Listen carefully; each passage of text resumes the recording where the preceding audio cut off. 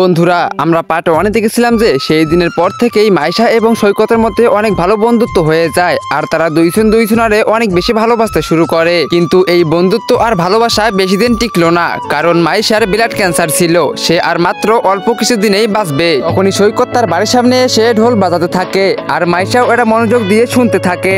কিন্তু একদিন মাইশা চোখে পানি নিয়ে সৈকতকে বলে, আচ্ছা আমি যদি কোনোদিনও কোথাও চলে যাই বা হারিয়ে যাই তাহলে তুমি তোমার ঢোল বাজানো বন্ধ করবে না, আমি যত দূরে বা যেখানে যাই না কেন তোমার ঢোলের আওয়াজ আমি শুনতে পাবো। তখন সৈকত বলে, তুমি যত দূরে যাও বা যেখানে যাও না কেন আমার ঢোলের আওয়াজ তোমাকে সবসময় খুশি রাখবে। কিছুদিন পর মাইশা মারা যায়। এইটা থেকে সৈকত অনেক বেশি ভেঙে পড়ে, কিন্তু সে কোনো মতোই ঢোল বাজানো বন্ধ করে না। প্রতি সন্ধ্যার মতো সে রাস্তার সাইডে তার পুরনো ঢোল বাজাতে শুরু করে, আর যখনই ঢোলের আওয়াজ বাতাসে মিলে যায় তখনই সৈকত তার চোখ বন্ধ করে বলতে থাকে, তুমি কি শুনতে পাচ্ছ মাইশা? তো বন্ধুরা এই গল্প এই পর্যন্তই ছিল। তো কেমন লাগছে অবশ্যই কমেন্ট করে জানাও, আর পরবর্তী ভিডিওতে কার নাম দিয়ে বানাবো অবশ্যই তোমাদের নিজের নাম কমেন্ট করো।